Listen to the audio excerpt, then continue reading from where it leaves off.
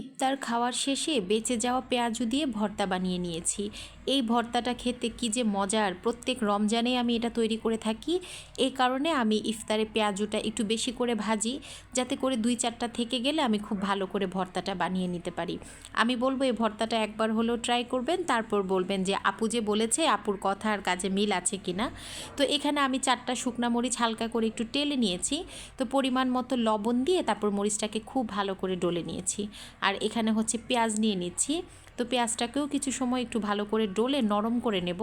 ভর্তায় পেঁয়াজটা একটু নরম হলে ভালো লাগে, আবার কিছু কিছু ভর্তায় দেখা গেছে পেঁয়াজটা একটু শক্ত শক্ত থাকলে দাঁতে পড়লে সেটা খেতে ভালো লাগে। তবে এই ধরনের ভর্তাগুলোতে পেঁয়াজটা ভালো করে নরম করে নিলেই ভালো লাগে। তো পেঁয়াজটাকে খুব ভালো করে ডলে একটু নরম করে নিয়েছি। তো এখন এখানে হচ্ছে ধনিয়া পাতা দিয়ে দিচ্ছি। ধনিয়া পাতা না দিলে আমার ভর্তাতে ভালোই লাগে না, আর দেশি ধনিয়া পাতায় গ্রান তো ভর্তায় আরও ভালো লাগে। তো এখানে একটু সরিষার তেল দিয়ে তারপরে সবগুলোকে ভালো করে মাখিয়ে নিচ্ছি। এই তো একটা ভর্তা তৈরি হয়ে গেল। এই যে পেঁয়াজ মরিচ আর ধনিয়া পাতার ভর্তা, এটা দিয়েও কিন্তু আপনি 1 প্লেট ভাত খেয়ে নিতে পারবেন।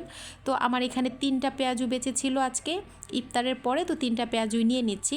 তো এটাকে ভালো করে ভেঙে নিচ্ছি। ভাজার পরে তো পেঁয়াজগুলো একটু শক্ত হয়, তাই খুব ভালো করে ভেজে একটু গুঁড়া গুঁড়া করে নিতে হবে আর কি।